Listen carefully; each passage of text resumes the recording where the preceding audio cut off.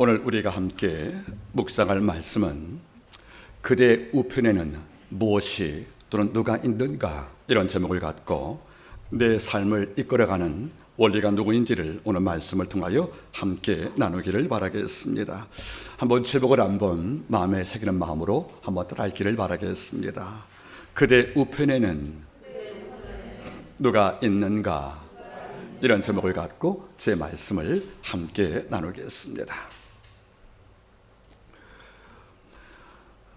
살아가면서 제가 하나 아쉬운 것은 나이가 들어가면서 악기 하나쯤은 잘 다루었으면, 이런 마음이 있습니다. 많은 사람들은 제가 악기를 참 잘 다루고 연주를 참 잘하는 걸로 아름답게 오해하고 있지만은 저 악기 잘 못 다룹니다. 그런데 과거에 제가 가평에 있는 한 성도의 가정을 방문하게 되었습니다. 귀한 분을 만나게 되어서 예배를 드리기 전에 와정에서 특별 찬양을 부탁을 했는데, 부부께서 피아노 반주하시고 아내께서 소프라노 찬양을 했습니다.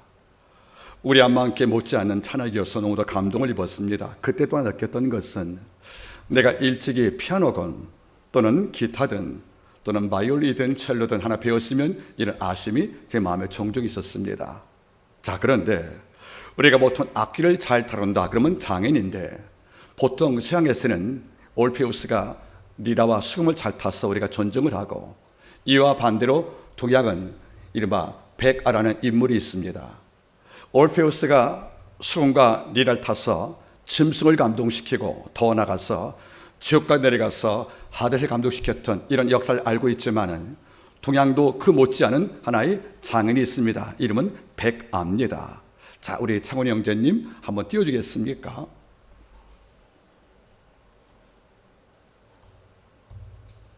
예, 소식이 없습니다. 자, 한번 따라하겠습니까? 백아절현. 앞에 백아는 사람의 이름이고 절현이란 말 뜻은 줄을 끊다, 그런 말입니다. 자, 그러면 동양에서 검은괴 명인이었던 백아절현의 사건을 보시면서 오늘 말씀을 함께 나누길 바랍니다. 옛사람 가운데서 백아란 분이 계십니다. 이분은 당대 최고의 검은고 연주자입니다. 그런데 놀라운 것은 그의 재주가 탁월했지만은 스승 외에는 아무도 그 재주를 알아주지 않습니다. 이른바 은들의 고수가 된 것이에요. 이러니까 실력은 탁월한데 그 누구에게 환호받을 일도, 그리고 연주할 기회도 없는 것이지요. 쓸쓸한 마음을 갖고 산에 올라가서 혼자 검은고를 탑니다. 어느 날 산 위에서 아래를 바라보니까 태산의 아름다움이 있는 거예요. 그래서 태산의 아름다움을 연주를 합니다. 근데 갑자기 산 아래서 어떤 소리가 들리는 거예요. 저 연주는 산의 웅장함을 노래하는 아주 명곡이래, 이게 들려오는 거 아니겠습니까? 너무 놀란 거예요.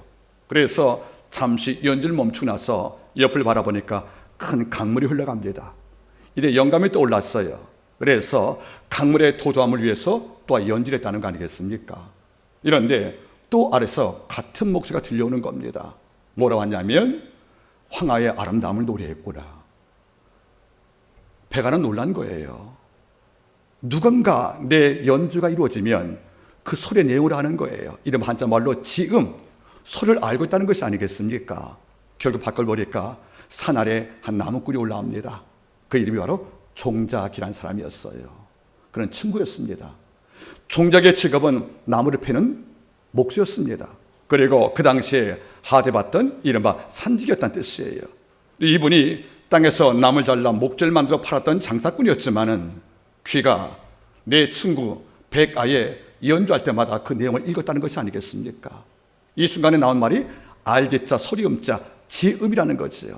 너만큼은 내 소리를, 내 마음을 읽었다, 그런 말 아니겠습니까? 그래서 둘은 깊게 우정을 쌓아갑니다. 이런데 불행히도 종자이가 세상을 떠나게 된 거예요. 내 소리를 이해해줄, 내 마음을 지음해줄 이런 벗이 떠날 때 드디어 백아는 절현, 드디어 검거줄을 끊어버리고 맙니다. 다시는 연주하지 않겠다는 거지요. 왜 그렇습니까? 내가 연주할 내 소리를, 내 마음을, 내 검은고의 아름다움을 누가 이해할고, 이해할 자가 없다면 연주할 필요가 없다는 것이 아니겠습니까? 전 이 사건을 보면서 늘 마음속으로 하나의 고민이 생깁니다. 종자기가 베가의 연주의 내용을 알았다. 지음 이러니 베가는 연주하길 꺼려하지 않은 것이고 기뻤다는 것이죠. 이걸 만약에 하나님과 우리의 관계로 도취시켜 보겠습니까? 저는 미약하던 목회자입니다. 양을 위해 기도하기도 하고 내 벗을 위해 기도하기도 하고 또 주의 말씀을 듣기 위해서 묵상할 때마다 하나의 제 고민이 있는 거예요. 내가 하나님의 음성을, 아버지가 이 시대와 날 위해서 외치는 모든 음성을 지금 내가 알고 있는가?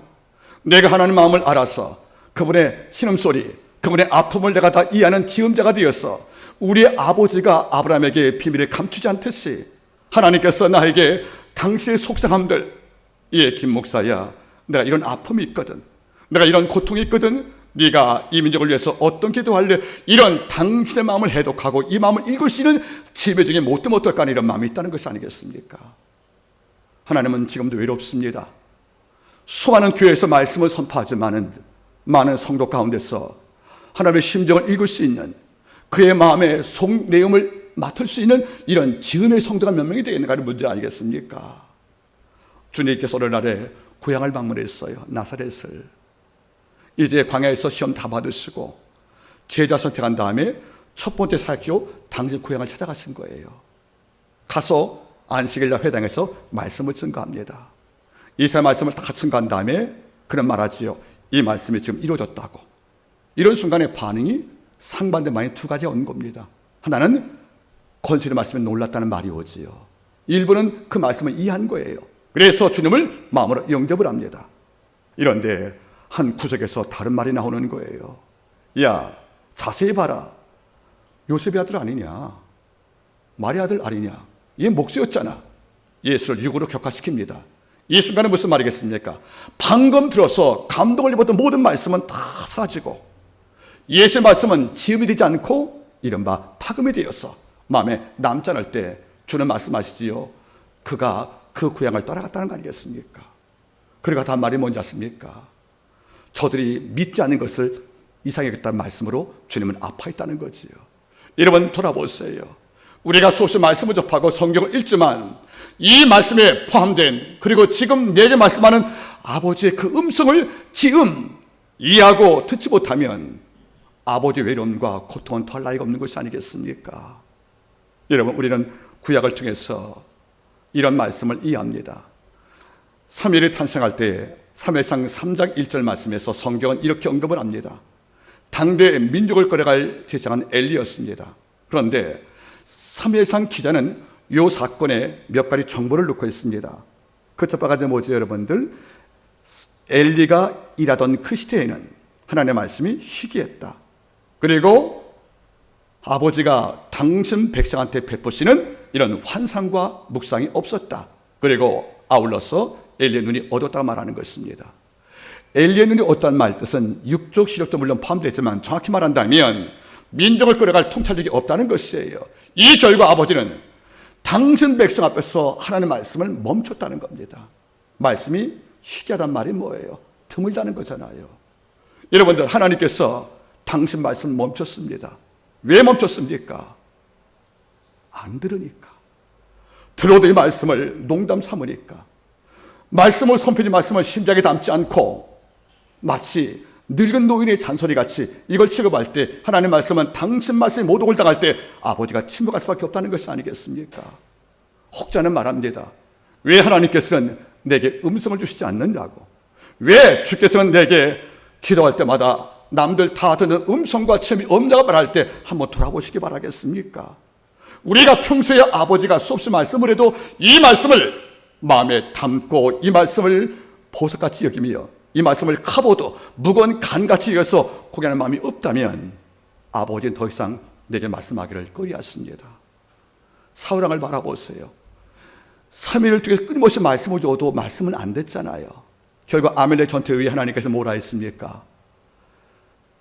하나님이 당신이 스스로 작게 읽을 때 왕을 세웠으나 당신이 하나님 말씀을 버렸으므로 하나님이 당신을 버려 왕이 되지 못하겠다는 말씀하는 거 아니겠습니까? 사람이 왜 버림받은 거예요?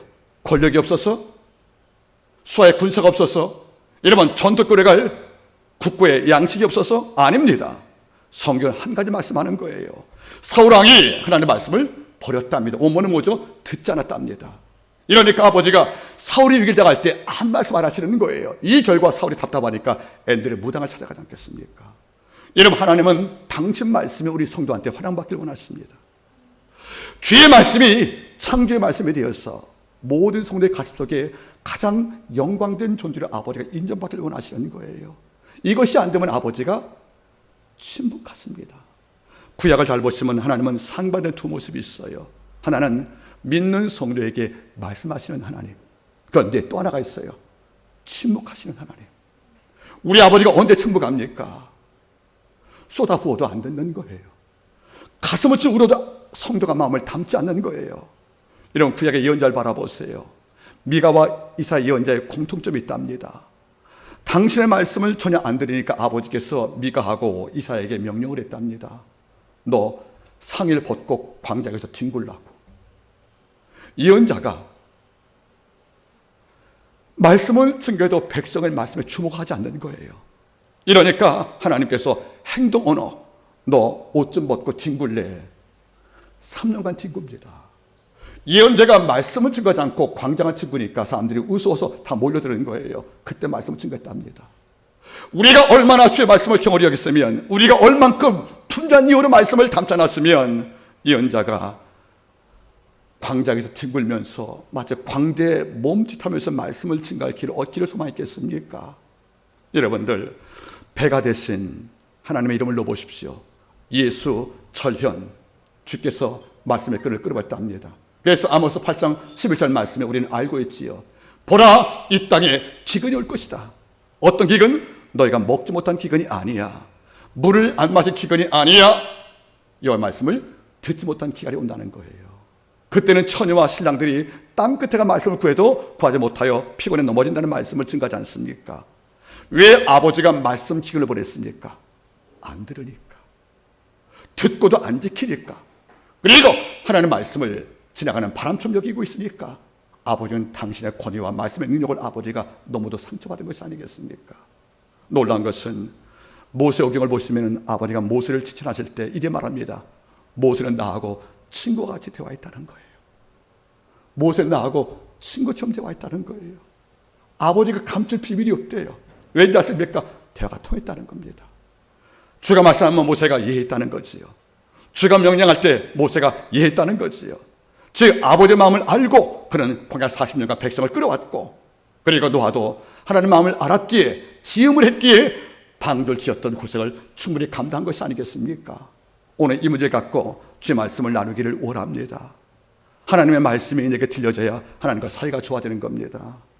이 땅 모든 것과 사이가 좋아도 아버지와 나 사이의 사이가 나빠지면 우리 삶 속에 아무것도 이룰 수가 없다는 것을 잊지 말기를 부탁을 드리겠습니다. 오늘 다윗 바라보세요. 다윗은 하나님께서 평가할 때 내 마음이 합하다고 그랬습니다. 이 합하다 말의 원본이 뭐예요? 일치됐다는 거예요. 당신의 암은 다윗도 아했다는 거예요. 아버지가 울면 다윗도 울었다는 거예요. 우리 아버지가 가슴을 치면 다윗도 아파했다는 겁니다. 다시 말하면 하나님과 다윗의 관계는 지음의 관계였다는 거죠. 배가와 종작의 관계처럼. 그러니까 하나님께서는 다윗을 통해서 모든 말씀을 다 하신 거예요. 오늘 보면은 하나님과 뜻이 통했던, 지음이 되었던 다윗이 시 한 편을 남겼습니다. 이 시는 제가 너무도 좋아하는 시이고 이번 주 묵상할 때 이 말씀이 마음에 감동이 되었답니다. 먼저 이 말씀의 주제는 뭡니까? 이것은 어떤 위험을 당했을 경우에 제3자가 말하는 거예요. 여호와 외에 하나님을 의지하는 것은 충분치 못하니까 다른 방법도, 다른 신도 한번 의지해 보려 하고 혼합주의를 강조했다는 거예요. 즉 다시 말하면 네가 당하는 이 위기는 여호와 한 분의 힘을 갖고는 해결이 안 된다. 이러니까 하나님 외에 다른 신의 협조를 받거라. 그래서 뭡니까? 이방신을 부르게 하고 여호와께 제사하고 또 이방신에게 제사하는, 이걸 다 동원해서 네가 쓸 수 있는 모든 방법 다 동원해서 네가 신에게 도움을 구하면 이 위기에서 널 구원하지 않겠냐는 층의 유혹이 왔다는 겁니다. 이럴 때 다윗은 단호히 거절합니다. 그 시가 바로 오늘 내용이 되는 것입니다. 자, 따라하세요.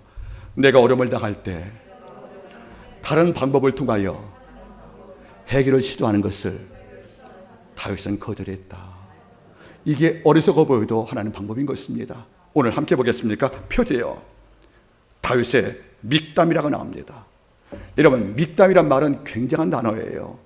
히브리 말로 믹담이란 말은 비밀, 신비란 뜻입니다. 그럼 여러분 한번 여쭤볼게요. 우리가 뭘 비밀합니까? 뭐가 신비롭지요? 나만이 아는 소중한 비밀이 신비로운 거예요. 이것은 몰래 감춰두고 몰래 잠궈둡니다. 다시 말하면 믹담이란 말이 무슨 말이냐면 내가 아는 어떤 사실이 너무 소중해서 차마 남에게 보이기는 아깝고 이거를 금괴에 담아두듯이 잘 간직해서 보관하고 있는 황금을 말하는 거예요. 그래서 믹담이란 말을 번역할 때 황금의 시가 되는 것이고요. 문제는 뭡니까? 내가 죽을 수가 있지 않습니까? 그래서 내가 기억했던 비밀한 내용들을 벽에다가 비석에다가 철필로 새기거든요. 그래서 믹담이란 말이 뭐죠? 철필로 비석에 세운 기억할 만한 시란 뜻입니다. 그러면 이 내용은 엄청난 비밀을 갖고 있다는 거예요. 다시 말하면 잊을까봐 또는 잊지 말라고 쓰는 것이 바로 믹담이라는 겁니다. 여러분 잊지 마세요. 저는 책을 읽으면 책이 두껍잖아요. 쭉 읽다가 중간에 중요한 내용을 우리가 파란 쪽지 붙이기도 하지만 이 페이지를 책 맨 앞에 써놓거든요. 페이지 128페이지에 뭐가 있다고 앞장에 써놔요. 그러면 이걸 못 찾을 때가 있단 말이에요. 책이 두꺼우니까. 이럴 때 맨 앞장에 겉페이지 보시면은 페이지 몇 회에 뭐가 써있지? 이게 다 써있어요, 여러분들. 이게 뭐죠? 나만의 믹담이에요. 잊지 않으려고. 그리고 빨리 기억하기 위해서 쓰는 게 믹담이라는 거죠.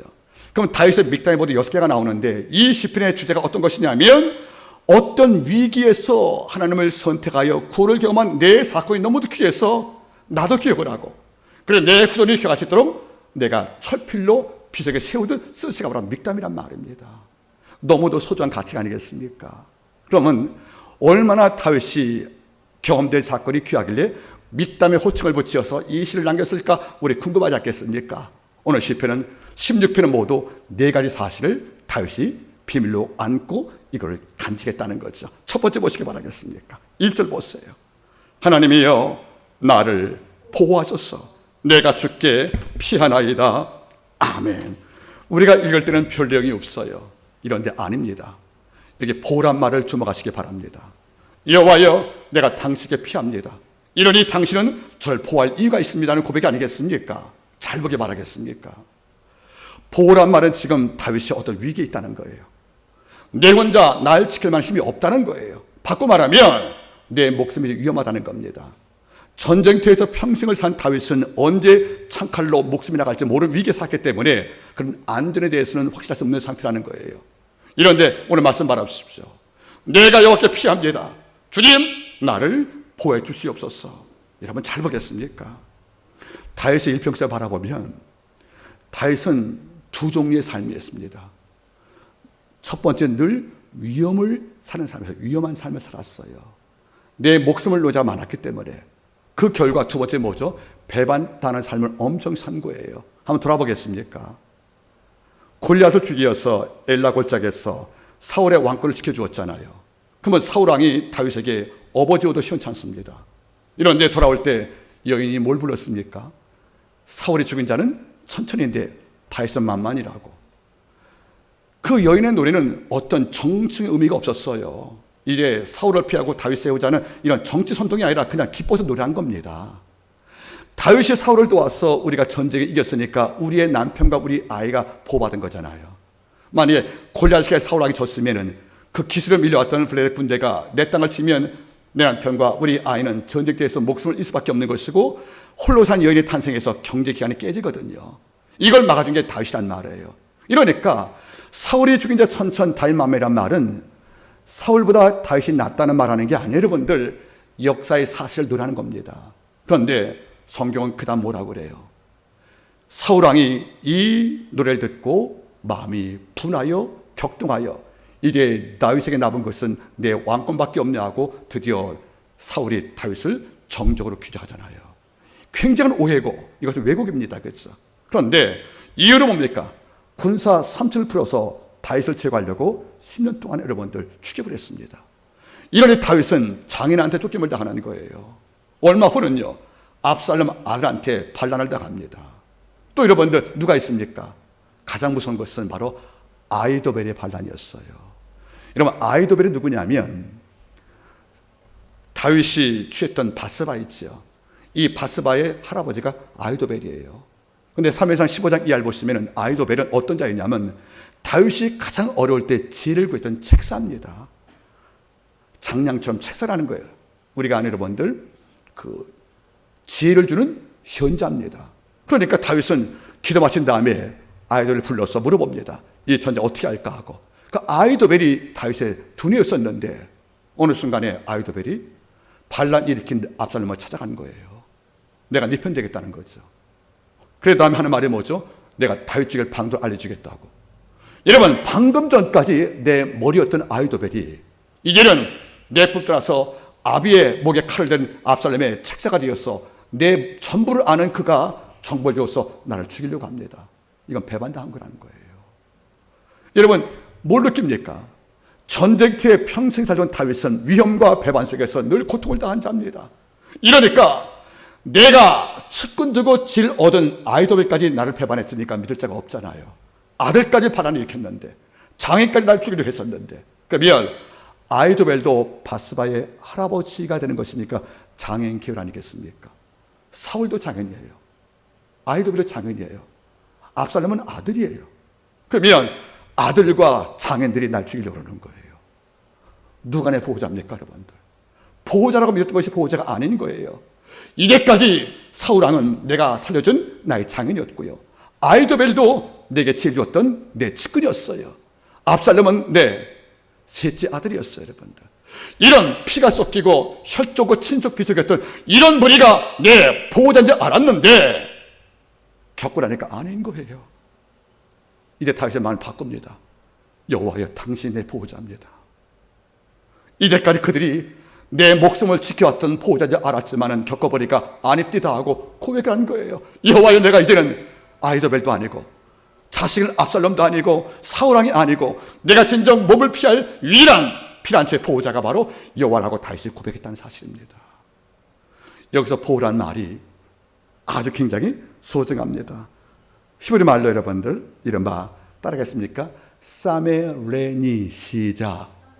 사메레니 이게 보호란 뜻인데 이 말은 의미가 두 가지예요. 첫째는 울타리, 두 번째가 갑옷이란 뜻이에요. 갑옷. 여러분, 양들이 보호받는 것은 뭡니까? 울타리지요. 그러니까 전쟁을 당한 장수가 뭘로 보았습니까? 철과 갑옷입니다. 이게 바로 세메레이란 뜻이에요. 이 말을 다윗이 여기 쓰고 있다는 거죠. 하나님, 내가 이 땅을 살 때 금력도 권력도 무기도 내 보호가 아니었습니다. 그리고 정말 내게 심장을 준다 고백했던 아들과 내 혈족과 장인도 내 보호자가 아님을 알았습니다. 이제 다시 아버지요, 내가 보호자를 선택합니다. 바로 당신 여호와입니다. 우리 당신은 나에게 약한 양을 지키는 울타리요, 전쟁터에 날카로운 활을 막아줄 갑옷이기 때문에 이런 주를 내가 의지하기 때문에 당신께 의지하니 아버지요, 나를 끝까지 지켜달라고 다윗이 고백했다는 겁니다. 여러분, 누가 날 지킬까요? 누가 우리 기업을 지켜주고 있습니까? 물론 오해하지 마십시오. 아버지가 다 한다는 말은, 아버지가 모두 하신다는 말은 내가 아무것도 하지 되는 말과 같은 말은 아닌 거예요. 하나님은 지금도 눈 뜨고 계십니다. 우리 성벽 앞에서 불벽되어서 날 지키고 있다는 것이 아니겠습니까? 잊지 마세요. 여호와를 나의 보호자 삼은 백성은 결코 붕괴가 없다는 것이 아니겠습니까? 잊지 마세요, 여러분들. 많은 사람들은 약간의 착각과 왜곡을 하십니다. 통장 잔고에 액수가 많으면 그날 잠을 잘 잔대요. 그거 부정하지 않습니다. 제가 과거에 말했지요. 꾼돈 100만 원 내 주머니만 있어도 든든하다고요. 그게 우리 마음 맞는 거, 그걸 탓할 마음은 전혀 없어요. 이런데 잊지 마세요. 지근이 오래가는 가뭄 때에는 물 한 바가지로 이 땅에 해결되는 게 아니에요. 하늘에서 비가 와야 됩니다. 우리의 모든 문제가 완벽히 해결되려면 내 모든 삶이 철저히 악과 죽음과 질병 모든 사건에서 보호를 받으려면 하나님이 선한 소리 내 삶을 통찰 때만 가능합니다. 하나님이 늦은 비둘기의 발급으로 온다 할지라도 그분이 오셔서 내 삶과 접속이 되어지고 접촉이 되어서 내 삶을 당신 장주에 붙잡아 지킬 때만 우리가 진정한 보호를 받는 것이 아니겠습니까? 예언자 느헤미야가 말합니다. 여호와를 기뻐하는 것이 너희 힘이라고. 아버지 일하심을 찬미하고 하나님의 영광을 기억하고 때로 아버지가 내 뜻과 다르게 일할지라도 마음속에 원망돼서 감사할 때 그런 중심의 아버지가 일하시면 하나님께서는 울타리와 갑옷되어서 전쟁터의 장수와 그리고 양의 모든 목숨을 아버지가 안위하신 것을 잊지 말기를 바랍니다. 이런 다음에 다윗의 두 번째 믹당, 우리 보고 기억하라고. 나도 잊지 않겠다 말이 두 번째 이런 고백입니다. 첫 번째가 보호자가 야훼라는 것을 입증을 했고, 내가 여호와께 아뢰되 주는 나의 주시오니 주 밖에는 나의 복이 없나이다 하고 고백했다는 거예요. 이 사실을 나도 잊지 않고 내 후손이 잊지 않기를 믹당, 철필로 새겨서 남겨두었다는 겁니다. 여러분 잘 보세요. 주 밖에는 나의 복이 없다. 하나님이 없는 분들은 이게 왜 한간소리예요? 광신자 여러분들 외침밖에 안 되잖아요. 하지만 아니에요, 여러분들. 주를 제외하고는 하나님이 없는 것은 우리한테 복이 아닌 겁니다. 여러분 여쭤볼게요.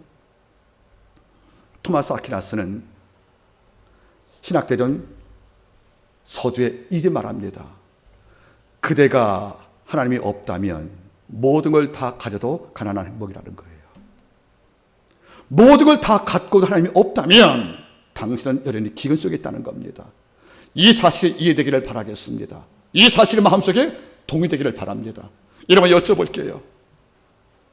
욥은 다 가져봤어요. 자식 이어지면 여러분들 엄청난 겁니다. 우리가 1장에서 언급했잖아요.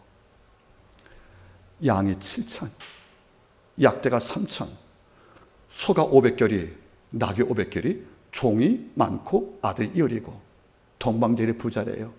이런 부만 있는 게 아니에요. 순전하며 정직하며 여호와를 경외하고 악을 떠났대요. 정말 얄미운 사람이에요.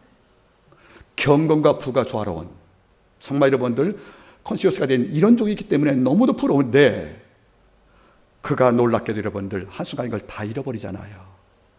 결과 뭡니까? 10자식이 내게 복이 아니었대요. 보호자가 아니었대요. 약대와 수많은 당나귀와 수많은 여러분들 양들, 이런 모든 재산의 가치, 이른바 부동산들, 이런 주식의 모든 양들, 이런 많은 것이 나를 지키는 보호자가 못된 거죠. 한순간에 다 사라져버렸으니까. 이런데 마지막 장에서 폭풍 가운데 야훼가 등장해서 욥의 친구가 되어주고 그를 책망했던 세 친구를 반박하시면서 욥에 편들어 주십니다. 결과 마지막에는 욥은 잃어버린 1장과 2장의 모든 복을 갑절로 은총을 받습니다. 여기서 뭘 느낍니까?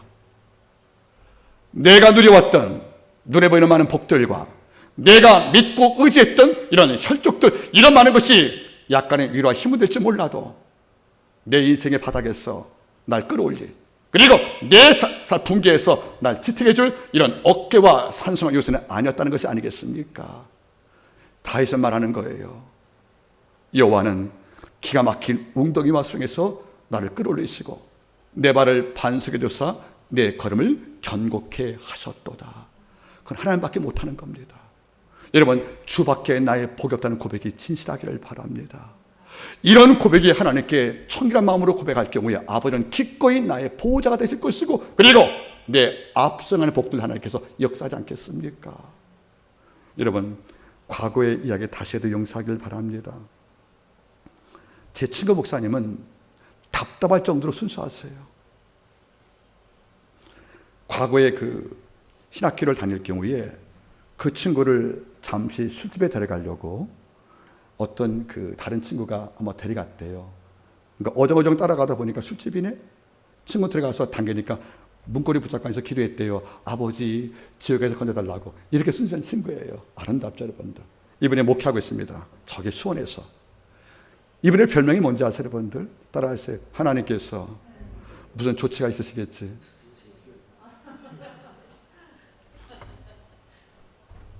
저희도 성도가 다 모이지 못했지만 그 교회도 지금 많이 어려워요. 그래서 작은 교회에서 가장 무서운 것이 뭐죠? 월세죠. 여러분 월급주 유치 한번 해보실래요? 월급주는 사장님들은요 월말이 너무도 빨리 다가온답니다. 근데 월세도 마찬가지야. 빛의 속도로 와서 전화가 오니까. 근데 이게 준비가 안 된 거죠. 워낙 어려운 시대니까. 그러면 재정 담당께서 장로님께서 물어보신대요. 목사님 이번에 월세 어떻게 하냐 물어보시면 꼭 답을 한 가지예요. 하나님께서 그건 조치가 있으시겠지. 그러니까 답답하신 거예요 재정 장로님은. 근데 놀란 게 뭔지 아십니까? 그게 채워지더라는 거예요. 그게 어찌 보면 헛바람 소리 같기도 하고 정말 무치한 말 같기도 한데 그분은 이게 진짜 믿음이 있다는 거예요. 여러분 어려움 당할 때 눈에 안 보이는 거대한 하나님의 움직임이 우리 눈에 안 띌 따름이지, 우리 아버지가 나를 위해 일하시는 모든 것이 너무도 커서 우리가 감지 못하는 따름이지 아버지가 일하지 않는 게 아니란 말이에요. 성경 말씀하죠. 여호와의 열심히 이룰 것이라고요. 우리가 어려움 당할 때 제일 먼저 기도를 택하고 아버지 일하심을 믿고 우리의 고백대로 아버지가 날 버리겠어? 우리 주께서 날 방치하겠어? 예수의 피로 당신 아들 던지시고 날 살릴 만큼 죄값으로 당신 아들을 내 대신 죽게 하시고 내 의를 위해서 하나님께서 날 택할 만큼 나를 아낀 그분이라면 죽음에서 건진 그분께서 사망의 음침한 골짜기에서 건지 못하겠어? 이런 믿음으로 우리가 주 앞에 나날이 고백할 때 하나님은 충분히 일하는 것이 아니겠습니까? 여러분 제가 말하죠. 여러분들 아버지가 뜻밖의 은혜라고요. 우리가 뭘 느끼냐면 주는 듣고 싶은 겁니다. 네 복이 어디 있니? 다윗은 경험한 거예요. 아이도벨이 내 복이 아니었습니다. 압살롬이 내 복이 아니었습니다. 사울왕도 내 복이 아니었습니다. 세바의 반란도 내 복이 아니었습니다. 오직 내 복이 다 겪어보니까 하나님밖에 안 남은 거예요. 여러분 잊지 마세요. 살다 보면 친구 필요합니다. 가족이 필요 없겠어요. 소중하지요. 그런데 어떤 결정적 순간은 하나님과 나 사이의 문제인 거예요.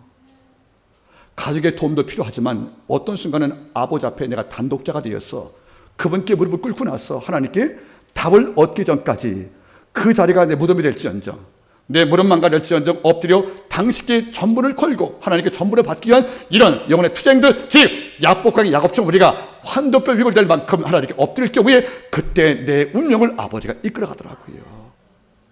성경은 하나 말하는 거예요.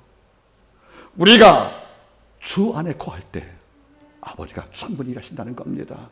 오늘 다윗은 mik담으로 경험한 겁니다. 내 아들아 또는 내 영혼아 기억하라. 철필요 세계에서 기억하라. 야훼 외에는 내 복이 없다가 말하는 거예요. 그런데 또 하나가 있습니다. 3절 말씀 바라보십시오. 땅에 있는 성들은 존귀한 자니 나의 모든 즐거움이 저에게 있도다. 다윗은 기쁨의 이유가 뭔지 아십니까?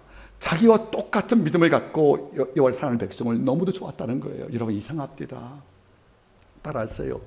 악인은 악인을 좋아하고 죄인은 죄인을 환영한다. 여러분 어때요? 살다 보면 어떤 분하고는 밥도 먹기 힘들어요. 이게 안 맞으니까. 사고방식, 행동들, 언어들 이게 안 맞으니까 이게 힘들어. 그러니까 자꾸 시켜 먹게 되는 거 아니겠습니까? 오늘 다윗 바라보세요.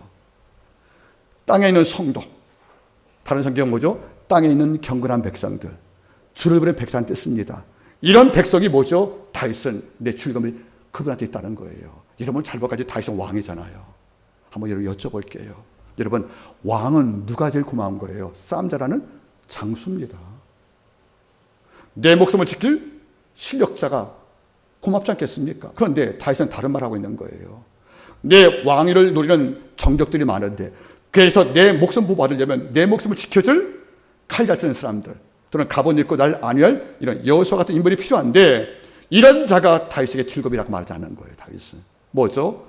나와 똑같이 비록 무기는 없어도 비록 가난해도 때로 배우지 못해도 땅에서 여호와를 기뻐하는 성도에게 내 즐거움이 있다는 말을 남겨주었다는 겁니다.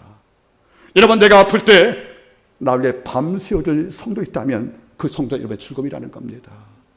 예수를 믿는 성도의 우정은 다른 게 있는 것이 아니에요. 그 자가 내 어려움 당할 때 얼마큼 그 고통에 함께 참여하느냐. 제가 얼마 전에 언급을 했잖아요. 제 동기 목사님 K라는 목사님께서 혈액암으로 고생하시고 어떤 이유로 식구가 골수가 안 맞아서 죽음을 앞두고 있는 그분께 하나님의 도우심을 통해서 3만 분의 1 확률로 효소를 맞는 걸 찾아서 지난달에 술 끝내고 병이 나았습니다. 기적이죠, 여러분들. 그 댁으로 왔는데 그 다음 주부터 그 약의 후유증이 와서 신장과 간이 다 망가니까 급성으로 다시 병을 실려가신 거예요. 그래서 그 사모님께서 이야기를 했대요. 내가 많은 도우심 받아서 병이 난다고 다 광고했는데 내가 또 병원에 입원한 사실을 남들이 알면 실망할까 말을 못 하시는 거예요. 그러니까 전화가 오는 거예요. 축하 전화가. 김 목사 병 났다면서 축하해. 야, 어떻게 혈압에서 병 났냐고 하는데 차마 나 또 아프라 말 못 하잖아요. 3일 동안 응급실에서 아파서 신음을 했대요. 못 먹어서. 근데 사모님께서 말씀했대요. 김 목사님께 연락 한번 해보라고. 그분께는 해야 되지 않느냐고. 그러니까 전화가 오신 거예요, 저한테요. 받아보니까 김 목사님 나 또 아파. 너무도 마음이 아팠어요, 여러분들. 잠시 또 산에 올라 기도하고 왔더니 그 다음날 새벽에 문자가 왔습니다. 김 목사님 내 글을 읽어보시라고. 내가 병원에서 강제 금식 10일을 하고 있는데 그냥 금식하면 힘들지 않으면 될 것을 나도 금식해봤으니까 그 정도 견뎌야 돼. 이런 말이 오질 않나. 내가 너무 아파서 신음을 하면 너 믿음이 없으면 이런 답장이 온다는 거예요. 그러니까 그분이 끝에 이런 말 썹니다. 뭐 아픈 나한테 지금 일말의 위로도 없이 자기 멋대로 하는 사람들, 정말 믿음 있다는 사람들 무섭네요 하고 답장이 온 거예요. 이게 뭔지 아십니까, 여러분들?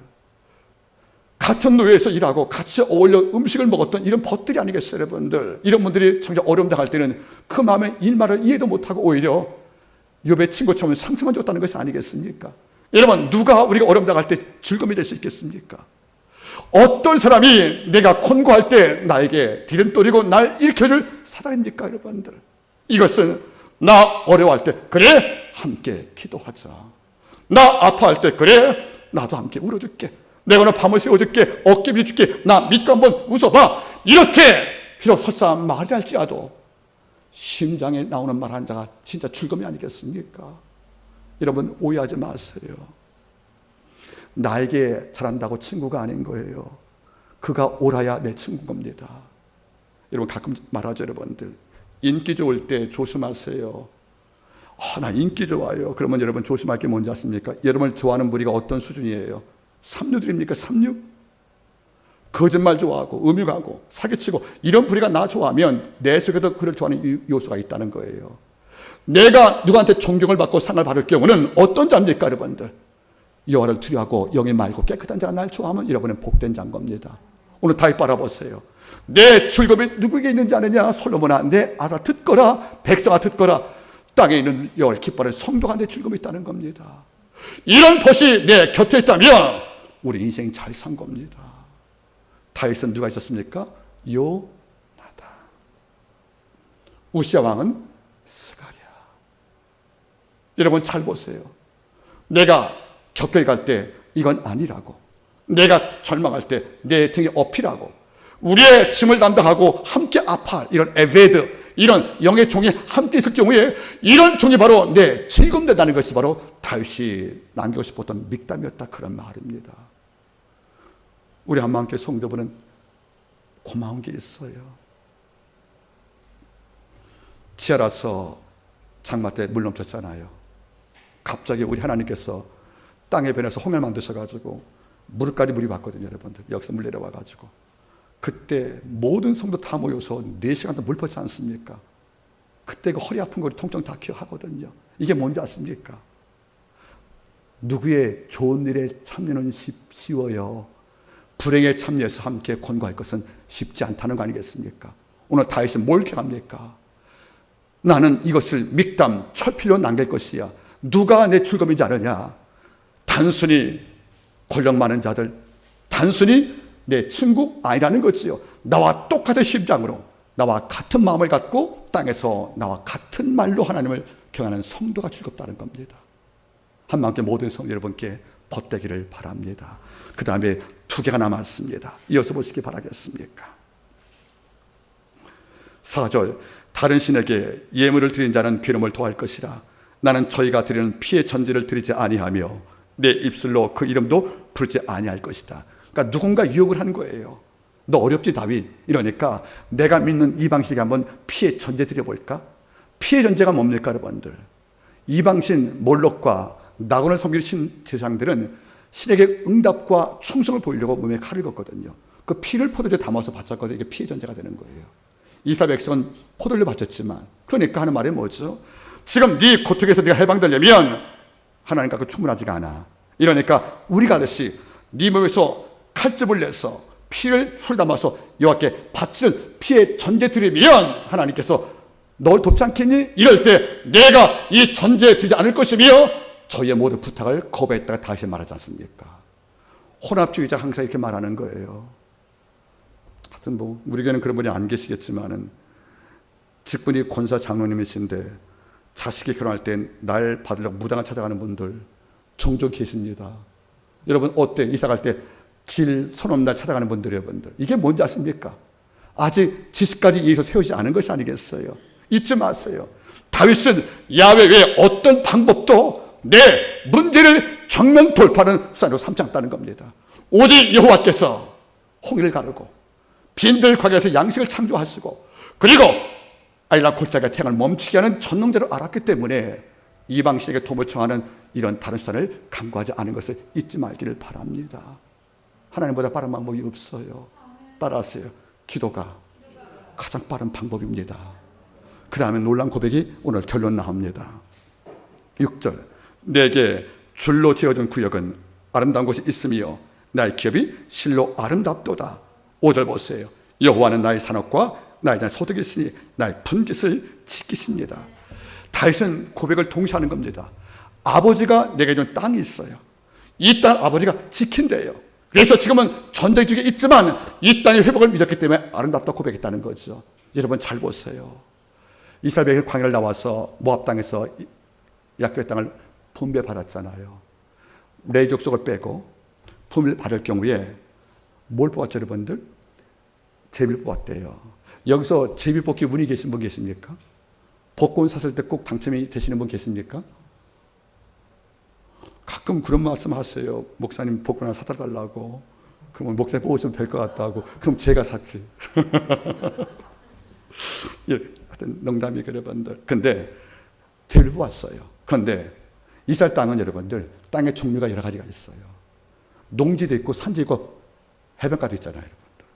근데 내 조상이 뽑았는데 해변가라고 치면 농사 못 짓는 거예요. 산지면 또 못 짓는 거예요. 농지면 감사하죠. 그런데 여러분 이것은 뭡니까?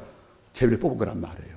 그러니까 아버지가 줄로 지어준 구역이 내 뜻된 것이 아니라 아말렉으로 있지 않겠습니까? 한번 보시면 여러분들 이스라엘 백성은 크게 두 가지 땅이 단단한 석회암, 이것을 우리가 보통 세노마눔새라고 그래요. 세노마눔새가 뭐냐면 여러분들 단단한 석회암 바위니까 농사 못 지어요, 여러분들. 그런데 좋은 땅은 에오세라고 그래요. 그 에오세 농지예요, 여러분들. 여러분들 세노만 두면 오죠, 여러분들? 바위란 말이죠. 근데 제일 뽑을 때 바위산이 내게 올 수가 있잖아요. 누군 좋은 땅에 오거든요. 그건 노란 게 뭔지 아십니까? 석회암 단단한 바위를 내가 뽑아도 농지를 뽑았을 경우에 차이가 나지 않겠어요, 여러분들? 생존해내는 거죠. 이래도 12지파가 그 땅을 바랄 때 누구도 불평을 제기한 적이 없다는 거예요. 아버지가 산지를 주어도 기뻐했고 해변가를 주어도 기뻐했고 농지를 주어도 기뻐했다는 거죠. 땅을 바꾸자고 반란 일으키고 왜 내 땅은 해변이냐고 싸운 일이 없다는 거예요, 여러분들. 이걸 다윗이 안 거죠. 그래서 뭐죠? 여호와가 내게 줄로 지어준 땅이 좋다고 말씀한 것이 아니겠냐는 거예요, 여러분들. 근데 그 땅을 기뻐할 때 아버지가 그 땅을 지켜준대요.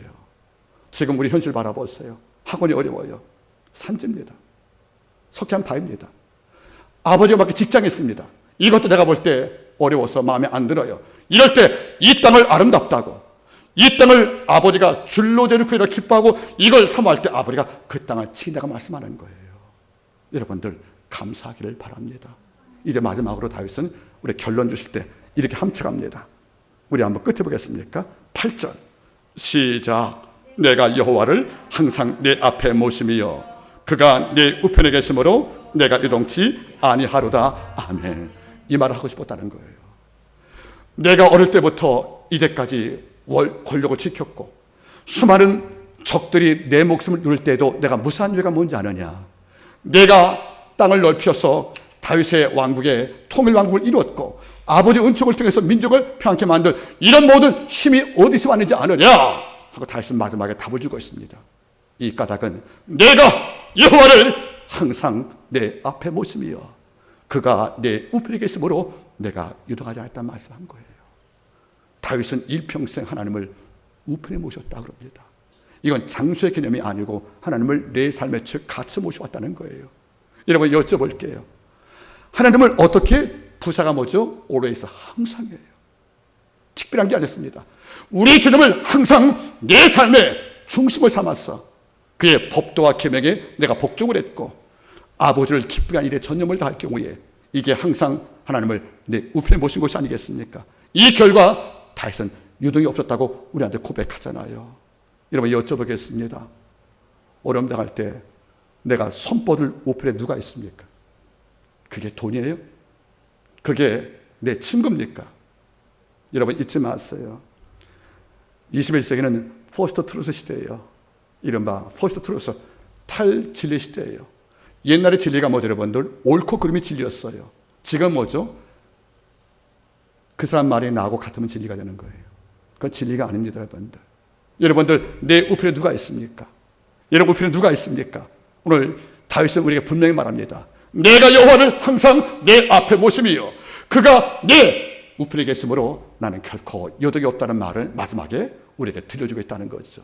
이 8절 말씀이 이 말씀이 우리 가슴에 밑담으로 새겨지를 바라는 것입니다. 말씀을 제가 맺기를 원합니다. 누구나 이 땅을 살 때 포기 못할 자기만의 고유한 언어가 있어요.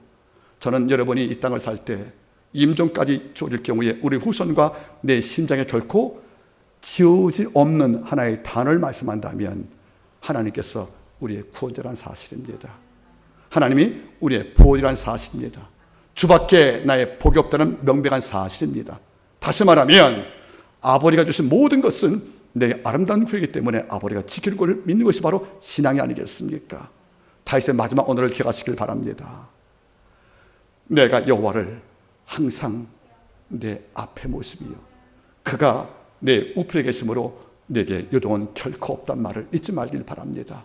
이번 주간 내에 하나님께서 내 우편서 나하고 지음 뜻이 통하며 사이가 좋은 관계로 한 주간 승리하기를 주임으로 부탁을 드리겠습니다. 기도하겠습니다. 우리의 울타리여 나의 갑옷되어서 어디서 올지 모르는 화살에서 늑대에서 내 삶을 안보하시는 만군의 주님, 다윗의 일생을 돌아볼 때 나를 지킬 위한 보호자가 하나님인 것을 알게 되었음을 우리도 함께 고백하기를 원합니다. 아이도벨도 사울 왕도 압살롬도 내 버신 동시에 책사였으나 그대 등을 돌려 내 목숨을 취할 때 그는 알았나이다. 하나님이여 그들이 내게 복이 아니고 내 보호자가 아니었습니다. 하나님만이 내게 보호자여 나의 방패를 고백을 했으니 이 고백이 우리에게도 곧사이 전달되어서 신앙으로 고백되기를 간절히 원합니다. 주여 기도합니다. 우리의 즐거움이 같이 예수를 믿는 그리고 같은 길을 걸어가는 성도가 우리 즐거움되게 도와줄 것이고 여호와를 항상 내 앞에 모심을 통하여 그분이 내 우편에서 날 지킴에 내가 유동이 없는 견고한 승리가 함께 모든 성도에게 이루어지기를 간절히 소망하며 모든 말씀을 예수님의 이름으로 기도드리옵나이다. 아멘.